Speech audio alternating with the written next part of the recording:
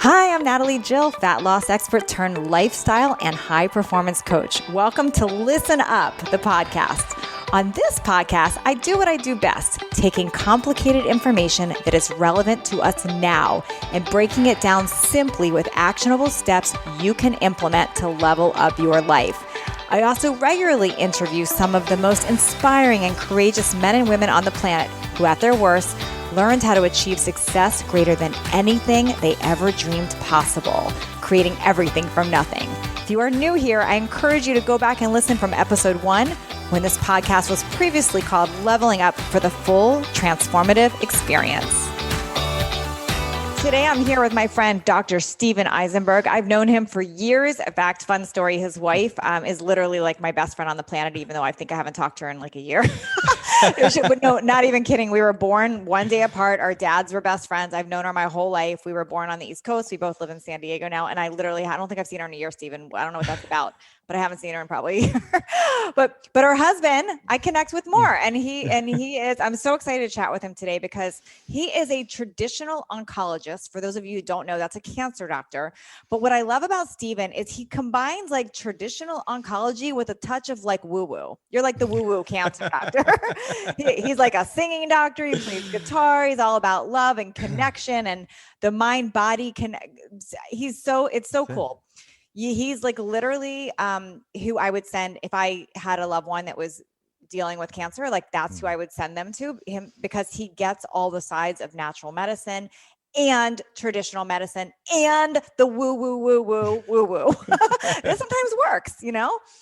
So thanks Damn so right much. It does. Thanks so much for being here, Steven, because you've got a new book out, Love is the Strongest Medicine. And I'm so excited to dive into your story and like how you got into this and more about the book. So thanks for being here today. Thank you so much for having me. Oh my God, from you being in cribs with Julie to like here we are. And I'm so honored to be here. You're so special to us and me. And thank you for having me. Thanks, Steven. Okay, well, I've wanted to do this for a long time with you, so it's about time we finally are getting this happen in this interview.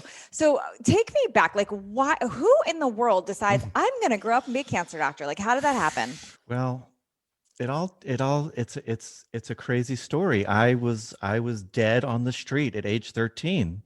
I was hit by a car, and I was on my bike, and I did 5 flips in the air and landed on the street, bashed my head through the windshield, and I flatlined that first night in the hospital. I had a near-death experience, and for whatever reason, I really shouldn't be here right now, but I got a second chance at life. I got a second chance at life. And when my brain started coming down from the swelling and all that, I couldn't speak. I had expressive aphasia. I couldn't make any words. I'd be like, in my mind, oh, talk to Natalie. And I'd be like, what? I couldn't do it. Wow. And they said, try to get him singing. Try to get him saying anything. My mom brought in my boombox and Michael Jackson's Thriller album. It was 1983. The first words I made that were any sense was, Billie Jean is not my love. Like, it was the only thing I could make sense out of. It were the first words out of my mouth. My brain was so messed up. I had a broken brain. And so the power of music started me down this path, and I got the second chance at life. And I didn't think I'll be an oncologist, but I thought, you know what? You have to don't have regrets. Like you shouldn't, like you were dead. Like you couldn't, so many things have happened in my life that come from these second chances. So I do remember thinking, don't blow it. If you like a girl, tell her. If you see something and you want to go for it, go for it. So I had this idea that I could do something fun and healing together. Like that was and I love the mind-body connection. So that was the first thing that happened to me that got me on this road, a second chance at life. When you say the mind-body connection, I know what that means. And you probably have a very different definition of that as an adult, as a oncologist. As a kid at age 13, when this was happening, how were you connecting that with a mind-body connection? What did that mean then? What it meant back then was I was in a wheelchair. I had a cast up to my my whole leg, my whole face was torn apart. I had stitches everywhere. I looked like young Frankenstein. I was so I was just like, I'm ugly, I'm skinny, I have a big fro, I have buck teeth, and now my whole face is torn apart. I was just like very, very much a very large part of me was dying inside after this Mm. accident. And it was love. It was the doctors and it was love, family and friends that got me out of it. And the mind body connection came from picking up on my parents' bookshelf Wayne Dyer's book, Your Erroneous Zones. Wayne Dyer was on my parents' bookshelf, and I started reading about it. And I'm like, look, you know, yeah, your face is messed up. Yeah, you're skinny. Yeah, you've got buck teeth, braces. Girls think girls aren't into you. But I started reading that my spirit, right? My spirit was alive and well, and I would heal, and I would sort of grow into my looks over the years. But it gave me hope. It gave me hope that I am not my body. I'm not my scars. Mm. I'm not my my skinniness. I was so skinny. Everyone made fun of me. And so I was bullied. I was broken.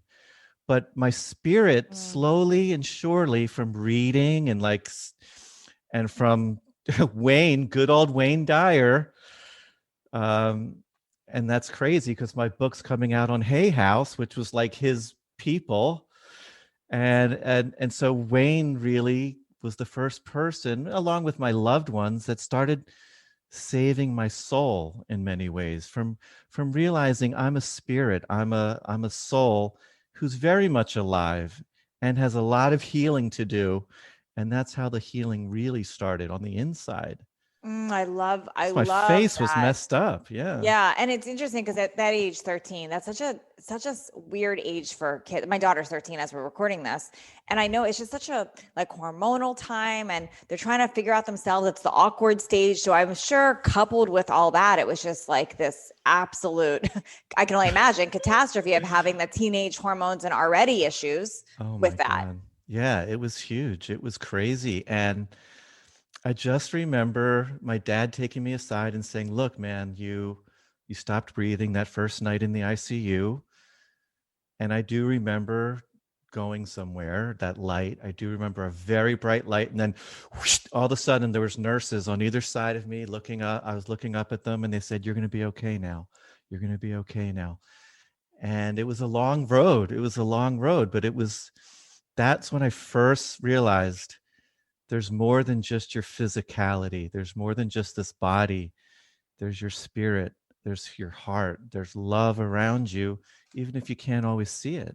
Did your personality change that day? I know your perspective changed, but do you think your personality changed with that? I was always the class clown. And I think, yeah, I mean, I always say, I wasn't as good in school. I made that story up. I made up a lot of stories about the accident.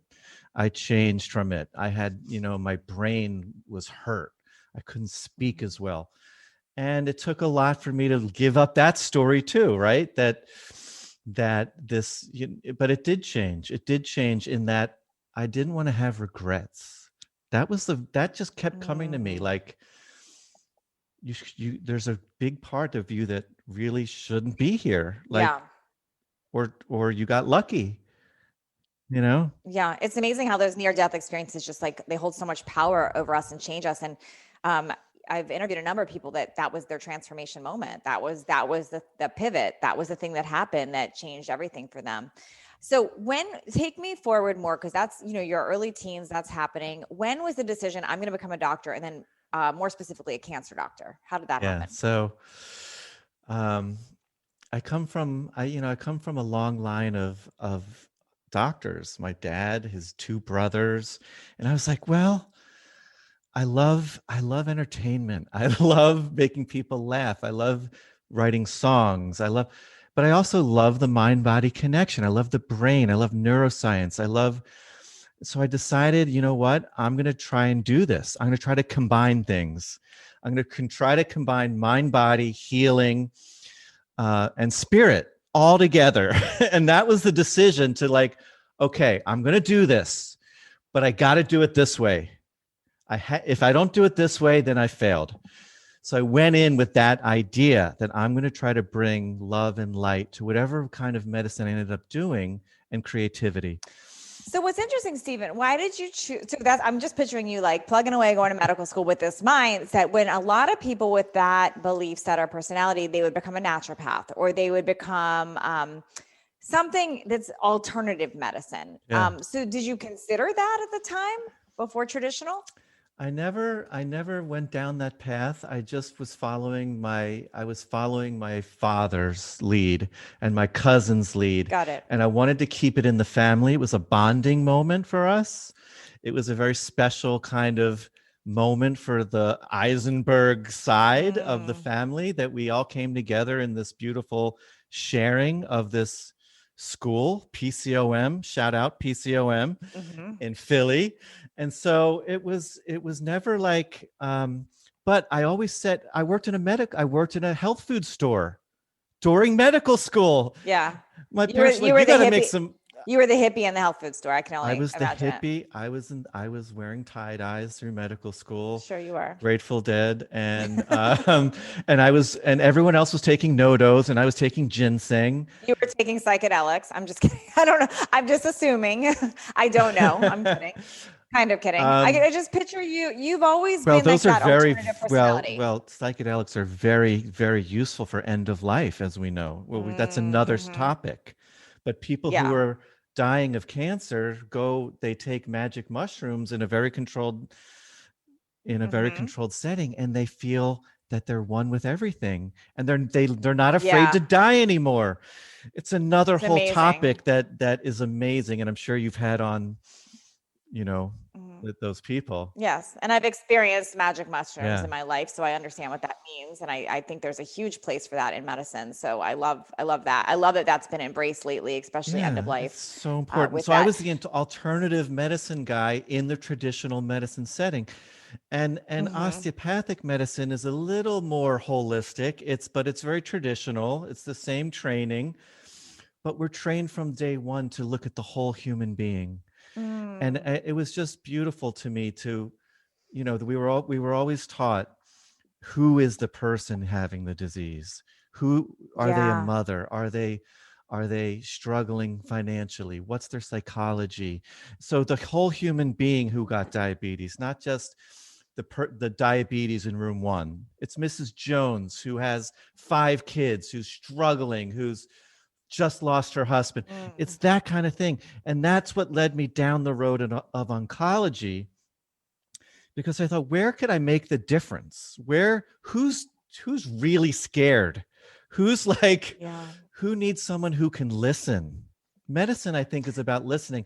And I think medicine at the time, and still in many ways, is broken. The system of traditional medicine is broken. I think we're getting better. I think a lot of the kids coming through nowadays are more open-minded and more functional medicine-minded. Why do you think that is? That I see it's so many doctors, and I don't want to say all, because it's definitely not all, but there's a lot of doctors that truly look at patients as statistics, and it almost comes off as cold-hearted. Like, this is your diagnosis, this is the facts, this is the black and white, and there is no love or compassion. Why do you think that is? We're trained to build this wall, right? You go in the room, there's a wall between you and the patient, so you don't take home the stress, so you can just be objective and do your medicine. And I say, F that wall, break down the wall, because when you build that wall, that's what leads to burnout. In my humble opinion, there's so much burnout in medicine, especially after COVID-19, and it's still not over, but we're getting a little better. But there's so much burnout in medicine. It's because that wall slowly erodes who you are and why you went into medicine in the first place. Why do we go into medicine? Anybody. I want to help people. It's the canned answer, but it's so true. We have these great people, these beautiful souls with these hearts wide open, and then we bust it and bang it out of them until they're burned out zombies walking around. And I talk about this in my burnout lecture. Hello, Mrs. Johnson. How are you today? Oh, I'm sorry, Mr. Johnson. I don't look at you. I just look at the screen. I don't even know who you are in front of me. We're just doing electronic medical records. And so it's, to me, once you break down the wall and get to know that human being on the soul level, that's what really heals you as a doctor, because it brings you back to your soul, why you're doing this in the first place. It's not to make money. It's it's nothing else except two human beings in a room connecting. I love this approach. And I already know the answer to this actually, as I'm going to ask this question. I was going to say, do you think this makes a difference in their healing and in their outcome, having that type of relationship? I do. And I've seen it. Because even if I can't cure you, I can help you heal your soul, because I'm just your quarterback, right? Like, you're the team owner. I always say, when you come in, you're the team owner. I'm your quarterback. I'm your Tom Brady. And why our winning the Super Bowl is you healing. And whatever that means to you, it could be healing of your breast cancer and it never comes back in 10, 20, 30 years. But if you've got stage 4 cancer, it could be helping you heal on so many other levels. I talked to my sister who I hadn't talked to for 20 years. I got complete with my children who we had a falling out in 93 because of some stupid money thing. It's like healing, right? Real healing takes that soul connection. And when you can heal those things that aren't working in your life, it does make a difference. Look at Brittany, Julie's stepsister, who Julie's his wife. He's talking about. I'm talking about my wife. Her sister had leukemia, and she had such this powerful treatment, and it blew out her bone marrow, and she had no blood counts for 3 years. And when she finally went through this process and got in her soul level, I don't have to die to have my mom and dad love me as much as my brother who died. Her bone marrow recovered. Like literally the next week, it started recovering. So tell me, was that just coincidence? After 2 years of 0 blood counts, and now her bone marrow recovered when she didn't have to die to feel real love. So what do you think, Stephen, about some of the like Joe Dispenza, or like some of the talk around emotion and cancer? Do you think there is a true connection to that? To why? I know it's not in all cases, but do you think that some people do get it because of unhealed emotions? Well, Louise Hay talks about this too. She was like one of the forefront, like repressed anger can lead to issues. And I do believe there's some connection, because there's so much about it that we don't know. And the field of psychoneuroimmunology is exploding, right? Our thoughts and feelings and emotions, how it affects our nervous system, our endocrine system, our immune system. We have to be careful, though, because I always do say, the first thing I say when I walk into a room is, there's no room for the blame game in oncology, because I don't feel that's very empowering either, to say, for people to feel like it was their fault. So I don't want anyone out there who's listening to say, if only I hadn't been so angry, I wouldn't have gotten the cancer. That's not what I'm saying. What I'm saying is, here we are. Let's work on those things, because I do feel it'll help heal you on many different levels, and it could make the chemo work better. It could make things better in terms of side effects. But what I think we have to be super cautious about is saying that those emotions caused it. Mm-hmm. Could it have been contributing to a weakened immune system because of cortisol levels and stress? Stress makes everything worse. Yeah. Fibromyalgia, chronic fatigue, everything. Can it weaken your immune system to one day, maybe one cell gain that mutation that was a little, and I do think there is something there. It's lifestyle meets genetics. It's both. It's not one or the other. It's not, I was just always destined to get this cancer and that's it. No, there was something in the lifestyle, I believe, that also that helped that gene turn on. That's the epigenetics that Joe talks about, that all the the wonderful people in the field of epigenetics, that you're maybe helping your body not, right? You can turn off those genes so you're not having those expressed and you're not getting the cancer that's been in your family because of the lifestyle changes that you talk about so much and you've been a maven of for over 20 years. And now you're changing people, not just physically, but the mindset and the way it's a mindset in cancer treatment too. You have to say, I'm going to be unstoppable. I'm going to get through this. I can do it. But you can't, I don't want anyone blaming themselves that I caused my cancer because I'm an angry person. You have to let that go. And that's when the true healing can begin. So good. It's a letting go. What about people that are told they're stage 4, stage 3? It's like, it feels like the end, and their doctors are saying, hey, you have 2 months to live, you have 3 months to live. What do you think of that approach? And how do you talk with patients when you're seeing those statistics like that? Well, first of all, every patient's different. You have to know you're walking into a room and that patient has 65 years of history and you're walking in almost blind when you first meet someone. So I first tell them, you're not a statistic. You are Mrs. Johnson. And you're going to deal with this the way you deal with it. And you are not a statistic. Yes, there are some patients want to know. They go, I want the statistics. I was reading this. Here's a printouts. What do you think of these printouts? Go.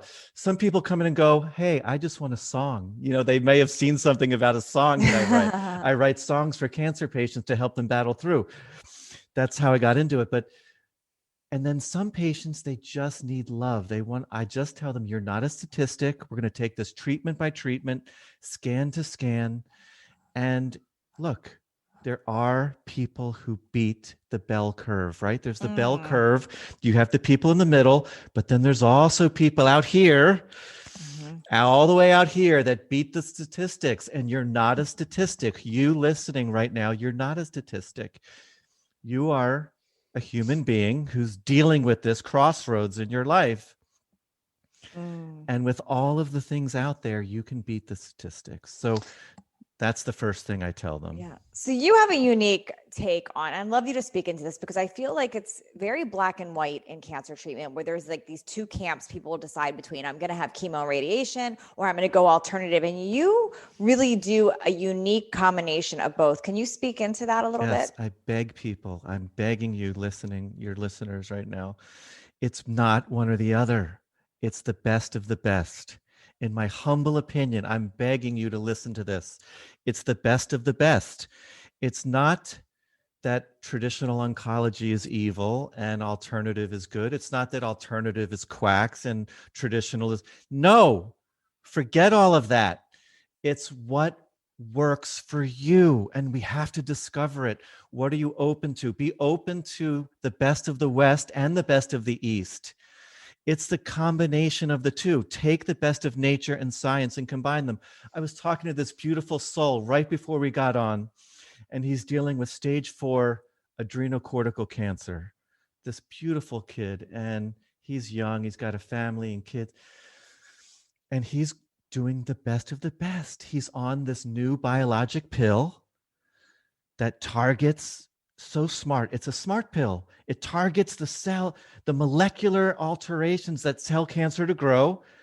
But he's also on this amazing traditional Chinese medicine herbal formula from a traditional Chinese medicine doctor. Both. And it's working. Nothing else worked, but he's doing both. So it's the best of the best. Nature, science together. Nothing is evil. So Stephen, find it for yourself. I have a theory about some of the alternative medicine, and I'm curious your thoughts here. My theory is it's not sometimes the natural alternative medicine, but what I do find is sometimes a lot of the traditional doctors are too into statistics and negative. They don't believe in the possibility. And then what happens is the alternative medicine doctor believes in the possibility. And because of that, the patient starts believing in the possibility. So I feel like there's a huge, huge mind-body connection in alternative medicine, and it's missing from a lot of traditional medicine. I'm curious your thoughts on that. Yeah, it's so true. It's missing big time. It's coming back with functional medicine. It's coming back into fashion. You with the functional medicine movement. It used to be called integrative medicine, and now it's functional. But whatever you call it, and functional medicine's great. And Dr.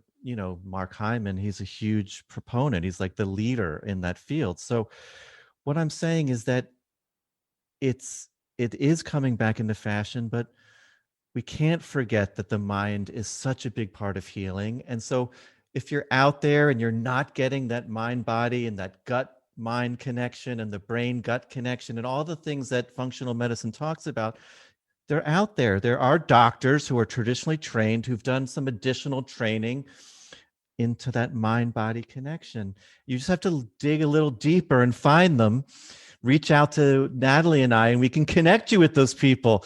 They are out there. You just have to find them and then create a plan with them. So good. So talk to me about music with what you do, because just a little funny side note, a story. He has no idea I'm going to say this, but I'll never forget. Steve had just finished medical school, and you had all the bills, as most medical students has. He's like fully in debt. His wife is like working her butt off the whole time he's in school, and he finishes medical school, and he's like, I think I actually want to be in a band. I'll never forget that. And Julie's like, how about no? How about get off your butt and get to the office? Do you remember that? Yes. Oh That my was God. funny. I still want to be in a band. Yeah. I'm actually started one with this bone marrow transplant doctor. That's cool. We're called Blast Crisis. But I love it. It means acute leukemia. But Oh, anyway, gosh. what we're doing is the music came in because it came back to that creativity, that wanting to bring something to cancer patients that was missing, which to me was just bringing them a lot of love and a lot of listening. And to me, it was breaking down that barrier and getting into their heart. So for me, songwriting, I was always a songwriter. So I started writing songs simply because someone did it for me. When I was burned out when I wanted to start that band, it was because I was so burned out in my early practice, because I didn't know how to start a practice. I didn't know how to compete for patients. I didn't know how to beat everyone and be the number one oncologist in North County, San Diego. And the stress it was the stress. It brought me back to that accident that part of me was dying inside. I had to become a business person, and I lost that love, that little spark of, I'm going to bring this to cancer patients. And so I entered a story writing contest from my favorite artist. His name's Peter Himmelman. And it was, write a story of how Peter's music has impacted you. So I wrote a story about listening to his songs in Philly, and it made me feel a lot of love, and I wanted to help my patients. Basically, the song called Mission of My Soul. So I called the story Mission of My Medicine. I won the contest. What was the prize? I love it. Peter writes a song for you. And we'll connect it on this episode. I'll send you the song. And it's just a song about everything I wrote, and that I was this oncologist who wanted to bring love to people. And then it made me feel better. All the symptoms started going away, and I started to feel better and rediscover who I was and what I wanted to do. And I remembered who I was. So the whole reason I write the songs for the cancer patients is to nudge them back to who they are. So you're good. not a cancer patient. You're someone who's dealing with it. You are a human being dealing with cancer. So the songs are about what you love, what lights you up, what moves, touches, and inspires you. Everything. Yes. I love that approach. How has 2020, now we're 2021, how did that affect treatments for people? Because I don't know what to believe anymore sometimes online or not. but lots of stories around, gosh, with COVID, people aren't getting their treatments now. Is there truth to that? And because with a lot of what you're saying, I would think my willingness would be, because people are at home and connecting with their families more, maybe there was a little bit more healing. I don't know. I'm just curious how 2020 impacted this. It was crazy. It still is in many ways. It's half and half right now, half telemedicine, half in person. But the telemedicine was interesting because you could bond with people in different ways. My whole thing's connection. So I'd be like, oh my God, Natalie, I love that behind you. I love your magazines behind you. Tell me about that. And I would see their little art and I'd see their cat. They'd be holding their cat. And it would be just another way to connect with people and see their homes. But there was a lot of delays in people getting diagnosed. And now they're all coming in with higher stages. That's So we're scary. seeing Yeah. more stage 3 and stage 4. Stage 3 is still curable, thank God. Stage 4 is typically considered incurable cancer. And we are seeing more of that because there was delays. That's so heartbreaking right there. It's heartbreaking, but we're getting people in now and we're getting them treated. And remember, even stage 4, there's hope. You know, miracles do exist, and I'm never ever going to take faith away from anybody. My favorite cardiologist at PCOM said, "Never look a patient in the eye and take away their faith." Yes. You can be honest. You can be honest, and you can be loving, but you never take a patient's faith away. There's so many that do, though. Dr. Kenny. That's what's so heartbreaking, is that there's so many doctors that do, and I deal with it daily with my clients, with people coming to me with fat loss. Their doctors told them this and told them no chance, or told them like doomsday stuff. And it's an irk that I have in a lot of, not all, but a lot of doctors in medicine. That's why I was asking where that comes from. This is what Love is the Strongest Medicine is about. It's taking a stand and loving yourself. You got to love yourself first. And that's when they come to you, people are looking for love. They're looking for a way to boost themselves up and to find a team. You have to find the team that's going to empower you. And you're connected to so many powerful people that it's about finding a team that you connect with. And if you're getting that negative message, get rid of them. Get a second opinion. You're always entitled to a second opinion, no matter who you are, where you are. And with telemedicine, you can do it now. You can get a second opinion with someone across the country if you have to. Tell me what you want somebody listening that has cancer right now. They've just been diagnosed, they're dealing with it, or maybe they've been dealing with it. What do you want them to know from you? I want you to know that you're not alone. There's a community out there that you can tap into. You can count on me to listen to you. And you can find doctors that will listen and hear you at the mind, body, soul level. And that you're not a statistic. You are a unique human being who's just on this path. For whatever reason, you're on this path. Don't blame yourself, but start connecting with who you are. Start remembering you at your core. You're not defined by your cancer. You are not your cancer. You're just on this detour. I mean, you're going to get through it. We're going to help you get through it. And you have to first connect with yourself and then connect with a team of loving people around you. And that includes your doctors. Be with loving doctors. Find them. They're out there. I will help you. What do you want the parents or the spouses or the family members that are listening that are struggling with this, with a family member that's feeling depressed or defeated or giving up? What do you want them to know? Caregivers they feel the stress many times more than the patient. I've had patients come in and go, I'm just worried about her. I'm fine, but she's a mess because she's taking care of me. So what I would say is, you must take care of yourself to take care of them. You have to take care of yourself. You have to follow Natalie Jill's program and get sleep and exercise so you can have the energy to take care of them. And so what does that mean? It means loving yourself so you can love them and just listening, right? The first thing cancer patients often tell me they hate when people say, just think positive. because they don't want to think positive. When 20 people a day are going, all you have to do is think positive, it irks them. They want people to say, it's okay to have a shitty day. Embrace the crappiness of today. Embrace it and say, okay, I am fully experiencing the shit that this day is. I don't like getting this chemo. I don't like it. I hate it, but I'm going to slowly start to embrace it. And then something else opens up. Now you've made peace with it. And now that little light at the end of the tunnel opens up. And all of a sudden, you're more connected, you're more whole, you're more complete with your family. So let people have the day they're having. Don't tell them, just think positive. Yeah, I love Many that. times they don't want to. Yeah. Let them be who they are that day. And then something will open up. Just get them, right? Right, Natalie? Just get them where they are. I get it. You're having a shitty day. I understand. I hear you.